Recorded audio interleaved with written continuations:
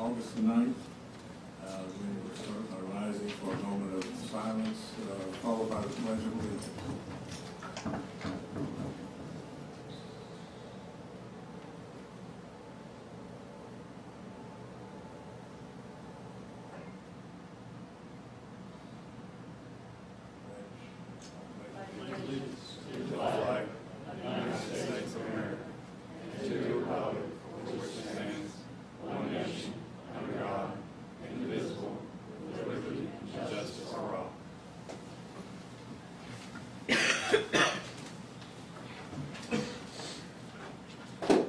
This could turn out to be a fairly short meeting. It's up to us and up to you. Do we need to make any alterations to the agenda? Yes, sir. Sorry, Mayor. Business item 5A, we need to delete that approval of contract for information technology services. We're still working on the contract, and we hope to have that to you in the future. All right. Shall we approve the agenda? I approve the agenda for the meeting tonight, and leaving out 5A. Second. All in favor, say aye. Aye. Next item is the mayor's report. I have nothing to report at this time. Anybody?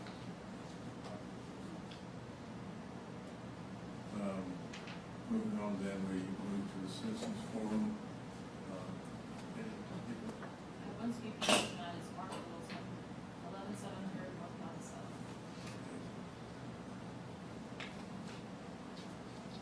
Good evening, Mayor and Board. Thank you for your time.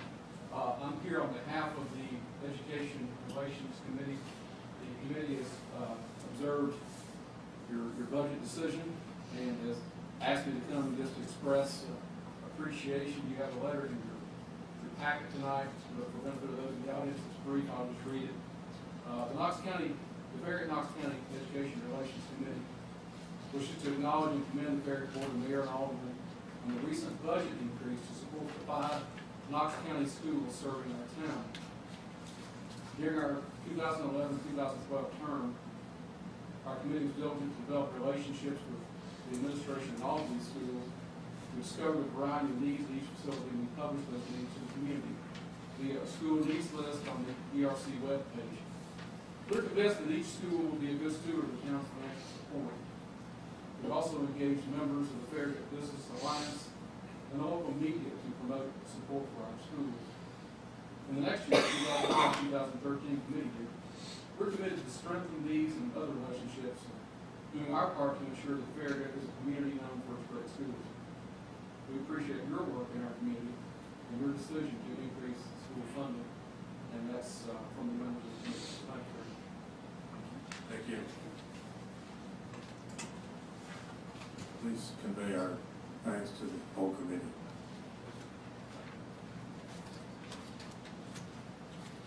Next item, business items.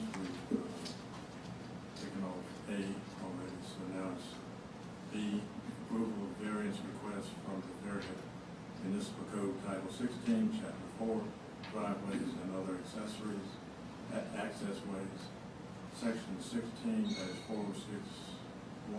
distance requirements, a distance from intersections, and B, distance between driveways for a driveway to Kingston Pike, which is classified as a major arterial for Krispy Kreme Donuts, 11212 Kingston Pike, parcel 2, tax map 143, located on the Toyama site, 1.26 acres, zone C1 and floodplain. Michael LaRue, Krispy Kreme Donut Corporation, applicant.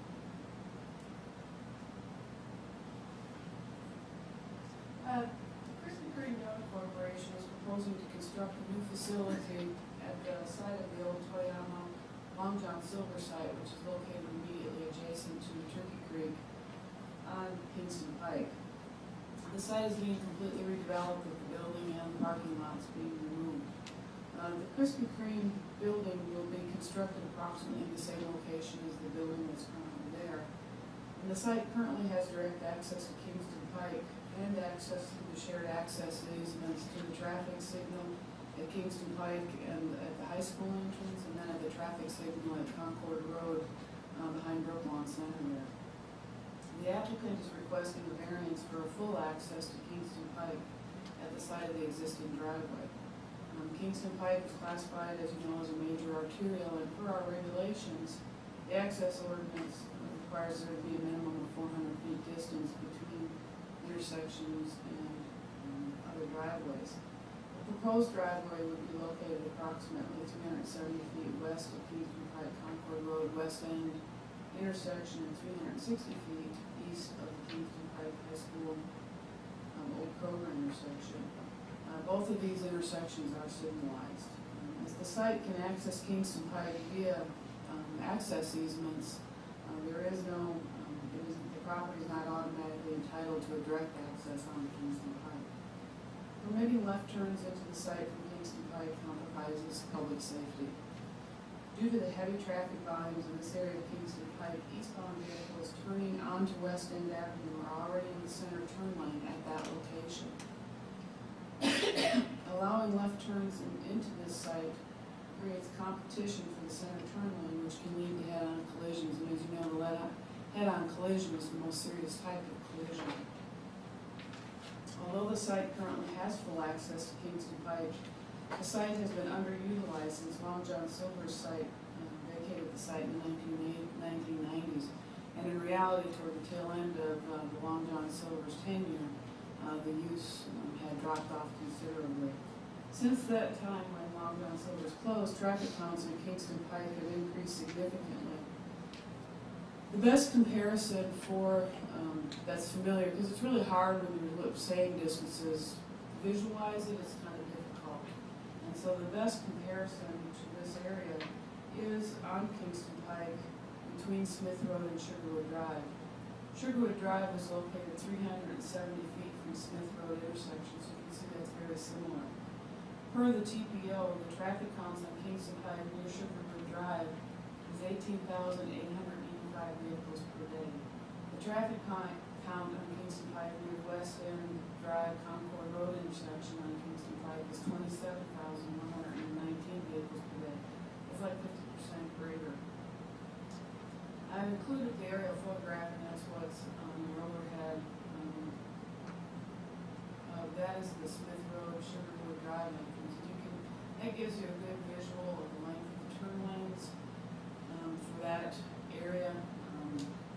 It's a 64-foot turning bay for Sugarwood, which can accommodate 2 to 3 cars. And that is a 195-foot turning bay for Smith Road, and that's 7 to 8 cars. The turning movements at Smith Road are considerably less than at West End, particularly during the peak time in the morning because of the school traffic.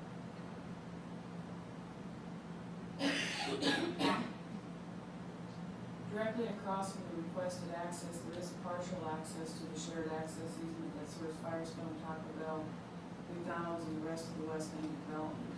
This partial access is a right-in, right-out, and left-in only. Left-out turns turning east are prohibited from the shared access easement. At the Planning Commission, we talked fairly extensively about people making illegal left turns out of that site. And although a problem, they don't create the head-on collision problem that staff is concerned about with left-in access into the site. The professional recommendation is staff can support a 40-foot variance to the west and a 30-foot variance to the east on Kingston Pike for a right-in, right-out only access. The Planning Commission unanimously recommended approval of a 40-foot variance and a 30-foot variance to the east for a right-in, right-out, left-in only access to Kingston Pike with a physical barrier in the driveway to prevent left turns out of the site. Staff actually isn't concerned about left turns out of the site because, as you well know, when you approach the main road and you're pulling out, you're looking to the left, and if there's anything coming, hopefully you won't pull out, and so there is a competition for that center turn lane. However, if you are eastbound on Kingston Pike and you've already entered into this center turn lane, we often see the conflict elsewhere where people may be looking behind them and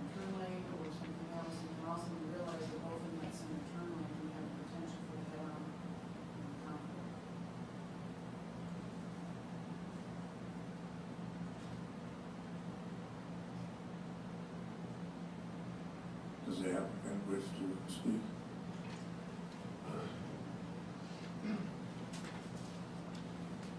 My name is Bobby Smear. I'm with Krispy Kreme, representing Michael LaRue, who's out of town overseas. Actually at the Olympics with his son right now, so I'm standing in for Michael LaRue. My only comment to start off, and I'll be glad to answer any questions that the board or mayor may have, but we would recommend that board and mayor approve the unanimous decision that was made by the planning commission with right in, right out, left in access. That was granted a couple weeks ago. Can I ask Ruth, can you sort of draw on one of these pictures how the entry will differ from what's there now? Actually, the entry would be identical to what's there right now. If you granted the full access to it. But you said moving things 40 feet and 30 feet. The access variance is for the distances. Right now, what is there is not compliant with our requirements. And with the redevelopment of the site, our ordinance only establishes the minimums. It does not, basically it's saying that where those minimums were based on was empirical evidence, studies that were done at the time we created the ordinance. So the ordinance is saying at bare minimum, you should have 400-foot separation.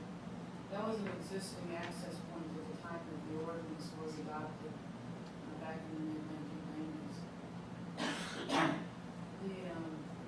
Since the site is being redeveloped, the access is reevaluated at this time. And so the access point that is there doesn't meet the 400-foot separation from the Concord Road intersection, nor from the Old Kroger High School intersection. It is 370 feet from the Kingston Pike Concord Road West End intersection. So therefore, that's the reason for the variance, that there would have to be a 30-foot variance. On the west end, it's 360 feet east of the Kingston Pike High School Old Kroger entrance. So therefore, that would be the 40-foot variance, and so that's where the 30-foot variance and the 40-foot Now I understand. But if they were going to use the existing building, which means a different company in there, but still the same situation, you wouldn't have to get a variance? If the site is being redeveloped, this is very similar to what we dealt with the 3-minute MAGIC, although they chose not to pursue the development because of the construction of car wash Farragut East. But if you remember, we reevaluated that access. TDOT didn't actually approve their second full access. They were, in the staff level, we were saying, we had one, and on that side, it was, don't tell the car wash, those of you that work on planning commission, that would be aware of the discussions. But that one, the staff recommended full access on the east, the west access, and limited access on the west, and that's what TDOT concurred. The same reason is because we we're concerned with head-on conflicts with that center terminal. And so as soon as you go through redevelopment, you have to then bring the compliance. It's like the building itself, that building that's there currently is elevated to 1973 floods. I don't know, that's probably the wrong date. I think it's 83 floods. But now that there's been more recent flood studies conducted, a new building has to be renewed based flood elevation. So at a new building code, whatever the building codes that are under, so it's the same kind of principle. And when you're redeveloping the site, you have to then comply with the current requirements that are in place. So that's why they have to ask for a variance. Just a point of clarity, Mayor, I think your question was, if a tenant went in the existing building, would they have a problem? Is that your question? Yeah. Then Yeah, because then it's not a redevelopment of the site. It would be no different than a tenant change out, for example, let's say in Village Green Shopping Center, tenant changes out, that doesn't look for the planning commission or anything like that. The building just gets inspected to make sure that you still have a fire extinguisher, still being access, all sorts of things. But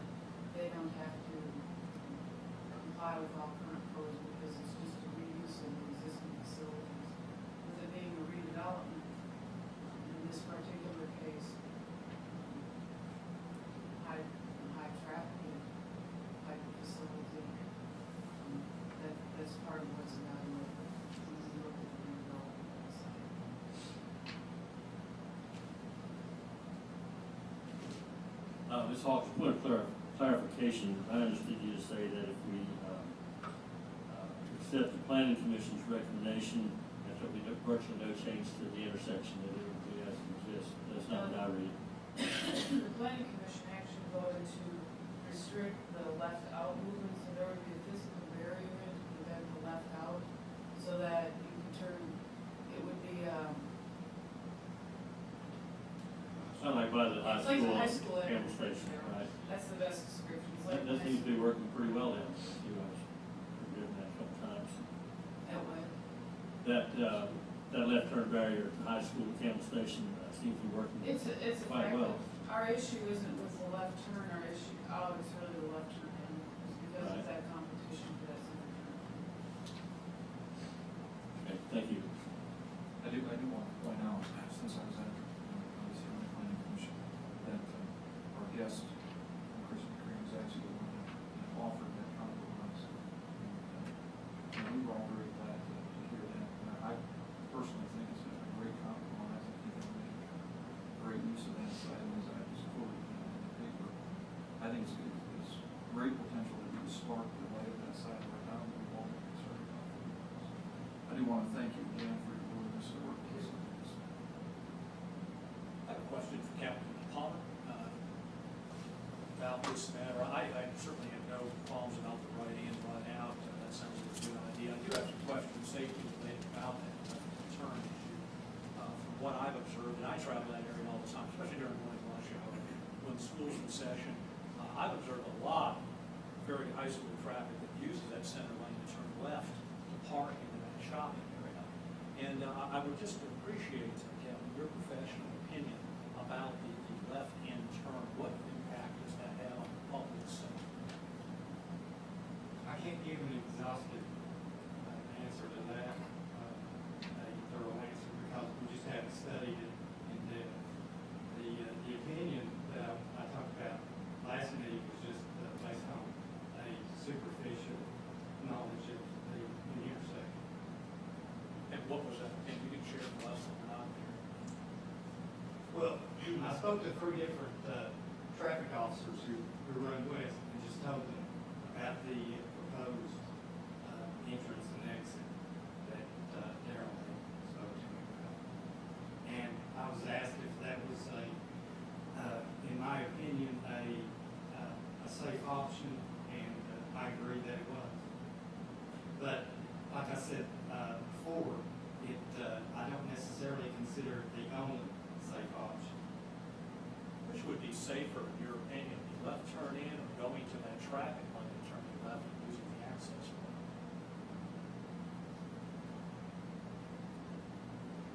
Well, I just really hesitate to give a specific opinion based on some sort of authority that I would have because of my position.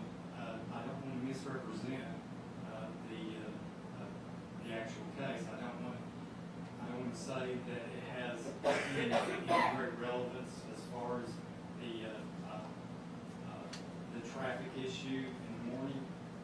I can speculate like anybody, but again, this was just a superficial assessment from the 3 different traffic officers that I spoke to, because I had no personal information available to draw on as far as that the traffic backup. I was aware, of course, of the school traffic backup, but how it directly would affect that particular traffic issue as far as entering and exiting that parking lot, I was just in no position to really offer a personal opinion.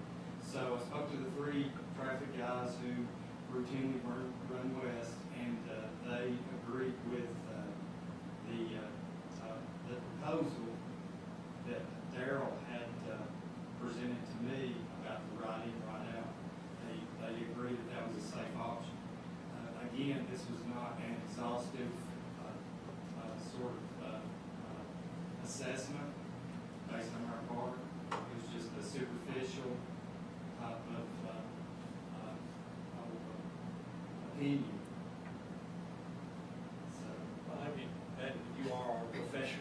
person here, and so I yield to your expertise, but, I mean, is there a concern at all about that? I mean, again, just my own observations, there's a lot of people lined up in that center lane turning left, Right. the parking lot, the old Kroger lot. Right. And I just wondered how that would work with someone trying to turn left across that traffic into this site. You've got people also at that time of the morning, I'm not talking about the rest of the day, but that time of the morning, I've had a hard time coming to grips with how that would work.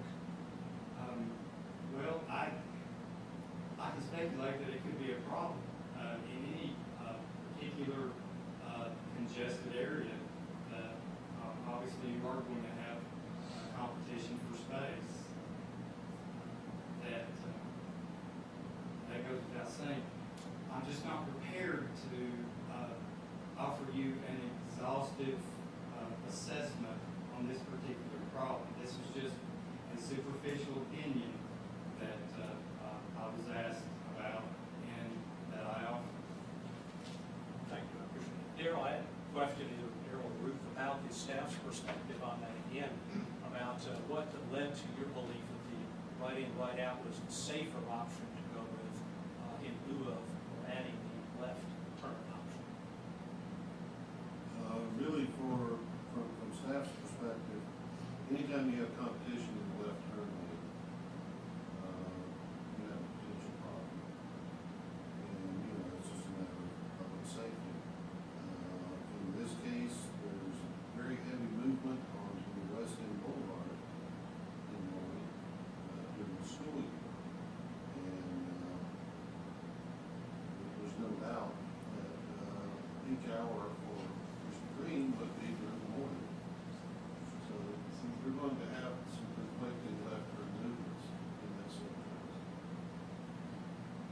So that's the issue that we have. It's not so much the left out, like Ruth said, left out, there are very difficult left turns out all along Kingston Drive. But we're making the left out. You're watching the oncoming traffic from your left. You wait for a gap so there's no traffic coming because you're not going to jump out in front of that traffic. Hopefully. If you have a gap, well, you don't really have a competition for that left, an oncoming competition for that left turn lane. It's the left turn in that's the big issue because that's when you have people that are coming from points east and points west as they approach that area.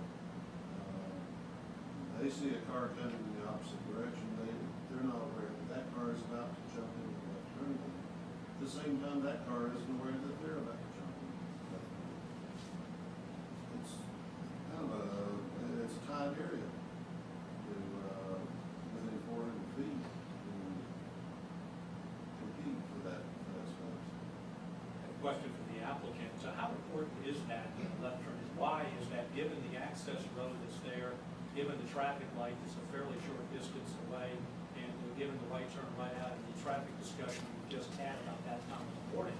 And again, I'm not professional, but I've observed it personally because I travel that way. It just seems to be a quandary of people, students trying to turn left in the parking lot. And if you are a famous name, I can't imagine people wouldn't mind turning left at a light. Wouldn't that be a safer alternative for your own customers? Well, what I can speak to is across our store system, what we've seen is that when you inhibit the access and you decrease sales. We've done studies across our entire store system. Our product is convenience-based. People are on their way to work, on their way to school, whatever the case may be. So if you prevent them from being able to get in easily, we've done studies that show a decrease in our sales volume. And if we assume that, then sales volume goes down, and we can't afford the investment in this particular site. So, as a standard, when we look at real estate, if it doesn't have at least 3 access ways, right in, right out, left in, then we move on and can't consider it anymore because of studies that we've done. So, that, in short, that kind of sums up why we can't accept it right now. What about that traffic light? Is there any value in that at all to you, given that it's so close by and it is an access road? It's an indirect value, but it's not strong enough to get us to the sales volume. That direct access onto the parcel is crucial for our consumers. In addition to that, I think if it's early morning, if a prudent consumer is coming that be westbound, and they saw that it was backed up, I would think that they would use the light. But to take away that access point for all the other hours of the day doesn't seem like a rational solution to me. Do you have any concerns about safety at that time of the day, for people trying to make that left turn? I do have concerns about safety in general, but I would think that a prudent driver would take that into account. And that's why I offered up the solution last time, because the concern in the planning commission meeting was the left turn out. And so that's why we brought the compromise of keeping the left turn in and giving up the left turn out, because that was the issue at hand then. And so we're willing to make that compromise for the safety effort. So yes, that's a huge concern for us, and we're willing to compromise on that. But to continue to take away that access makes it a deal that just isn't working for us from the sales standpoint. If you were to limit hours of left turn in for rush hour, would that do it? The rest of the day, you'd have that option, traffic is thinner?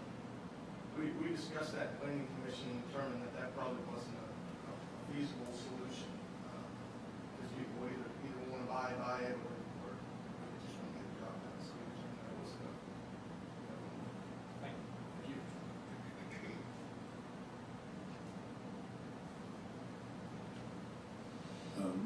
Want to speak? Yes, I would. Give us your name and address. Sir, my name is Tony Capiello, 110 South Illinois Avenue, Oak Ridge, Tennessee. And I represent the landowner, Spartan Holdings, Inc. It's a LLC owned by Aldermen and myself. Primarily, Mayor, you're correct. If we could fit Krispy Kreme in an existing building, and that building wasn't so deteriorated, we could do that. And we have full access, just putting a new tenant in the building. But to use an old expression, is we think putting lipstick on a pig. I'll be the first to tell you that this building needs to go. And what Well, I wasn't suggesting that as an option. I'm telling you that This is why we have to have the variance. If I may, I'll pass this around. This is a color rendering. A color rendering of what Krispy Kreme is proposing. You know, I'm an attorney and also a landowner, and one of the things that also troubles me is if we shift everything to this red light and you enter the property, we're actually creating a property, not for our property, but for the adjacent owner, I believe it's Mr. Biddle. The city would be creating a liability for Mr. Biddle. Having a shopping center, there is no direction of traffic. People are going willy-nilly every which direction. In order to get to the site, you have to make a 5-point turn to get into the site. A left in at the red light, another left around the landscaping berm, then a right, then another right, then a left, then get to the building. And my understanding is, I haven't witnessed this personally, but that high school students, sometimes overflow students park there, and then you have pedestrians. So you have pedestrians walking in this parking lot, and I think it actually creates, if not as great a hazard, or a greater hazard, to direct a lot of traffic through Mr. Biddle's parking lot. We're here as the owners of the property. We've tried for years to bring a great tenant to the community and had great difficulty, primarily with Turkey Creek coming in. As you all know, this area of town has suffered somewhat, but there is a resurgence, and we think that Krispy Kreme will help lead that resurgence along with Kroger and some of the other developments that have come in the last few years. But we're here to answer any other questions, but primarily we're here to endorse the Planning Commission's unanimous, I can't talk tonight, recommendation for the right in, right out, left turn in with the physical barrier. We're okay with doing that, just like the high school entrance. Thank you. I think in all of this discussion, we're losing sight of a couple of very important points. And one is that at any given time and in any given place on Kingston Pike, the cars that are in the vicinity are driven by people who have been driving the same routes. They're people adapt. I'll give you a good example. I live in Sugarwood, and we have Weigels across the street that creates some problems. And but when they first opened, I saw a lot of people turning left into it. not allowed. Lately, I don't see anybody doing that. What do you do? I was gonna say, I see the same car every morning. It's laughing at when you said that. It's a truck. We must be on a different schedule, but, and the other thing there is that, you know, there's a center lane that goes past both Weigels and the entrance to Sugarwood, and it kind of does this so that the Sugarwood people can get in the lane, and then a little bit later, the people coming to turn left on Smith Road, they can get in. And when it first started, you found yourself looking head on at another car very frequently. I don't see that anymore.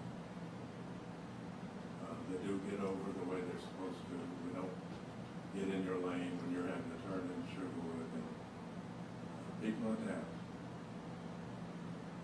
And I think that will happen here. I don't see why. Well, I agree with you, Mayor. I've been down, driven around the site, and obviously I've been living in town for 25 years or so, and it's been there, and I'm not aware of there ever being a problem with it. There have been a number of businesses there over the years that I'm not aware of there being any accidents caused by that function. I think they're giving up some, Krispy Kreme is willing to give up some access, which I think is pretty generous on their part.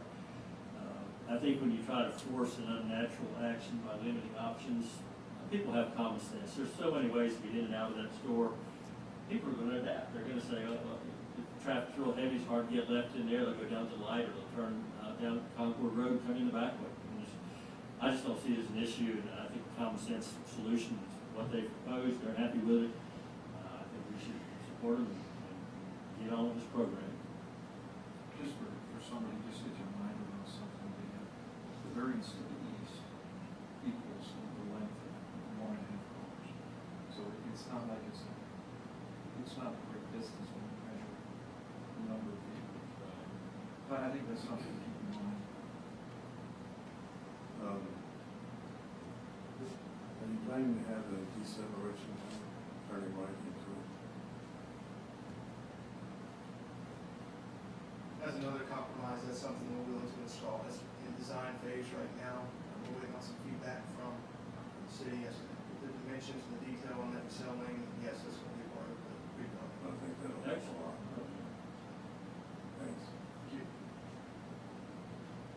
I'm ready to make a motion. Ready? Hold on for anything. I'm just happy that you're coming here. Well, I'll move to approve the 40-foot variance to the west and the 30-foot variance to the east for right in, right out. And then the left-hand access Kingston Park. I'll second it.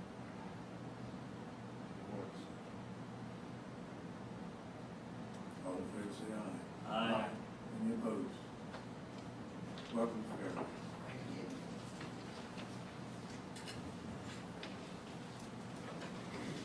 That brings us to town administrator report.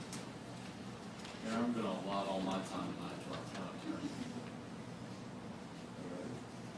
Attorney's report.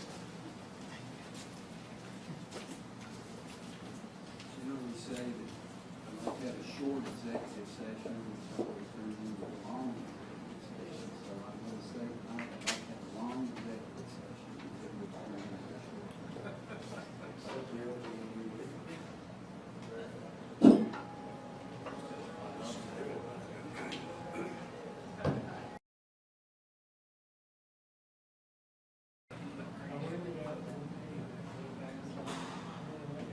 And they're gonna put the thing All right.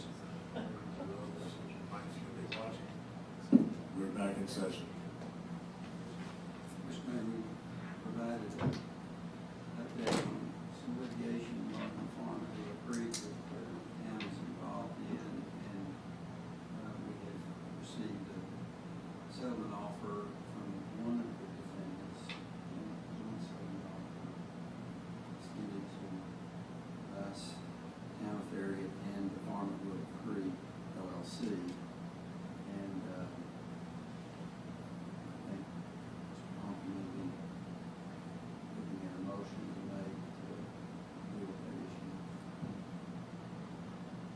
Well, with that said, I'd like to make a motion to accept the settlement offer of Blunt Excavating Inc. in the litigation involving Farragut Little Creek subdivision for a total payment in the range of between $130,000 and $140,000, of which a portion in the amount of between $40,000 to $42,000 would be required to be paid to satisfy attorney's fees of counsel for the Farragut Little Creek LLC. The town and the Farragut Little Creek LLC will provide full releases of all claims to Blunt Excavating in exchange for the settlement amount. Second.